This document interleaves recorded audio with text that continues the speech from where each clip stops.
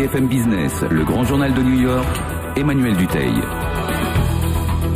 Allez, c'est toujours ce grand journal ici en direct de New York. On est toujours avec Richard Attias, le patron de Richard Attias & Associates, qui est l'organisateur du New York Forum qui s'est tenu ce lundi et ce mardi ici, comme son nom l'indique, à New York. Alors, juste avant la pause, on s'intéressait aux propositions qui avaient un peu émané lors de ce New York Forum, avec notamment des grosses propositions autour du domaine de l'emploi. Votre but, c'est pas que faire des propositions, c'est les vendre, ces propositions. Comment les vendre? Écoutez, plusieurs façons, pardon. D'abord, c'est d'obtenir une adhésion des pouvoirs publics quand ils sont concernés. Et c'est effectivement ce qui déjà est enclenché. Comme vous le savez, on a eu une très bonne session avec le conseil du président Obama sur l'emploi et la compétitivité, représenté par Valérie Jarrett, sa conseillère. Donc nous sommes déjà en train de faire passer des propositions pour voir comment, on va dire, l'administration américaine va s'impliquer sur une série de propositions et voir comment elle peut... Vous pensez que ça peut vraiment avoir une suite? Parce que c'est un peu... Vous savez, la première édition, c'est peut-être un petit peu votre regret. Vous aviez eu très peu de temps. Mais la première édition, j'avais très peu de temps. Là, j'ai beaucoup plus de temps, premièrement. Deuxièmement, les relations sont de plus en plus étroites. Et donc, on a un moyen, et de plus en plus suivi. Donc, on a un moyen, nous-mêmes, d'être un peu, je dirais, force de pression, en toute modestie.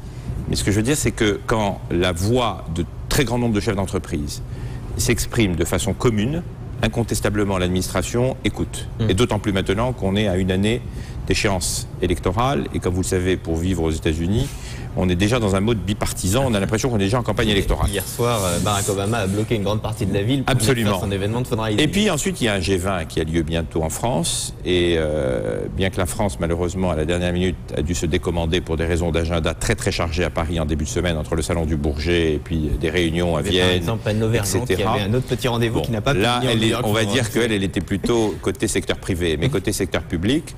Pour autant, je suis à Paris la semaine prochaine et je vais remettre un livre blanc pour en tout cas servir et alimenter les discussions qu'il y aura dans 2-3 mois autour de ces sujets sur un plan international. Qu'est-ce qui fait que vous pouvez donner envie à ces grandes secondes? Alors je vais vous dire, c'est pas une question de donner envie, j'ai presque envie de dire, c'est pas m'écouter moi, c'est que je pense que si on n'écoute pas les 522 chefs d'entreprise venus du monde entier, qui ont exprimé ce qu'ils pensaient, eux, à leur niveau qu'il fallait faire. Si on ne les écoute pas, c'est qu'on est délibérément coupé de la réalité du terrain et du secteur privé. Et je pense que c'est ça qui manquait pendant des années. Il y a deux mondes qui étaient là, qui se confrontaient. La crise de 2008 a fait blâmer les chefs d'entreprise après que dans les années 2005-2008, on ait blâmé les politiques, que l'on avait incriminé des pires choses. Et je crois que si on peut rétablir à la fois la crédibilité, le sérieux, la confiance dans ces classes à la fois politiques et économiques, qui sont les composantes essentielles de notre société, avec des NGO et autres, on aura déjà fait quelque chose. Donc la question n'est pas qu'est-ce qui fait qu'on va nous écouter. Je pense sans aucune prétention que c'est presque un non-choix. Quand vous avez des économistes, des prix Nobel, des grands chefs d'entreprise, des personnes très influentes comme Top Friedman du New York Times ou comme Sorkin du New York Times, puisque vous savez que le New York Times est un de nos partenaires et qu'ils ont quelques experts de pointe. Oui, c'est vrai que Sorkin fait partie de ces plumes qui sont lues et qui sont respectées ici. Absolument.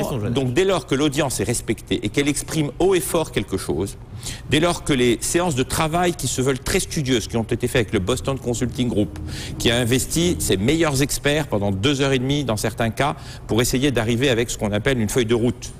Si on occulte toutes ces réponses, pardon, mais j'ai presque envie de dire qu'on est un peu inconscient. Donc je suis très confiant sur le fait qu'en tout cas on va prendre en considération ces propositions, on va les analyser, on ne va pas nécessairement les suivre à la lettre aveuglément, mais en tout cas je suis très confiant sur le fait que certaines d'entre elles seront respectées parce qu'elles sortent du bon sens, et puis qu'au final, appelons un chat, qui va créer à la fois et redémarrer l'économie? C'est le secteur privé. C'est les petites et moyennes entreprises. Ce sont les entrepreneurs qui décideront d'innover. Donc, il faut écouter ces gens-là, car au final, quelles que soient les mesures que l'on prendra, ce sont ces personnes et cette communauté-là qui les mettra en œuvre. Est-ce que ça a été rentable ce New York Forum pour vous, Richard Attias? Parce que malgré tout, c'est une entreprise aussi, c'est une marque, c'est une entreprise. Oui, mais vous savez, mon business est très largement ailleurs. C'est-à-dire ce qui fait la rentabilité de Richard Attias et Associés, ce sont tous les autres gros projets que je mène depuis des années ou que je mène pour le compte de certains gouvernements ou de certaines entreprises.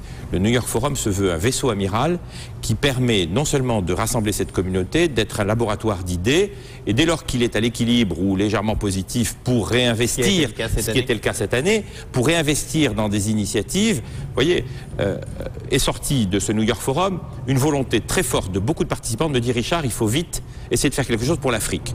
Tout le monde connaît mon attachement à l'Afrique, dont je dis que c'est un continent qu'il ne faut pas ignorer.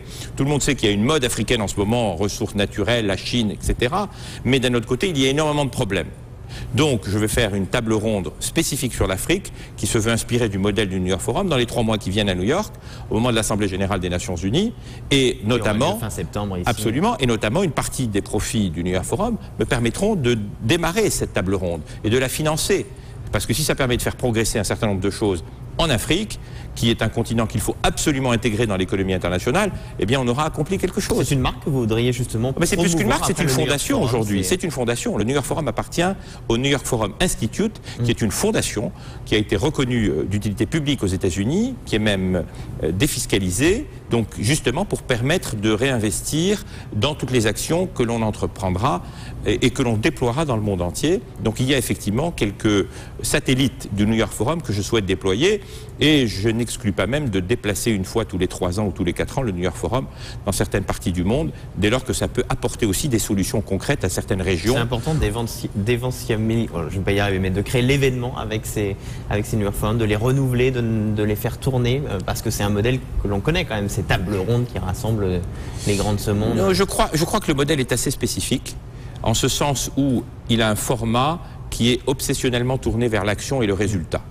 Alors, on n'est pas là que dans le networking. On n'est pas que dans le networking, et comme vous avez pu le vérifier vous-même, si vous avez fait l'amitié de passer au New York Forum, les couloirs étaient très souvent vides, parce que les participants sont dans les salles. Vous évoquiez une des sessions auxquelles vous avez participé, où voilà, tous les participants étaient actifs, participaient de façon très interactive, avec un dialogue permanent, avec pas toujours des fois des propos agréables à l'égard des intervenants qui sont sur scène, pour justement qu'il y ait un vrai débat. Parce que si tout le monde est là pour dire on est tous d'accord, ça n'a aucun sens.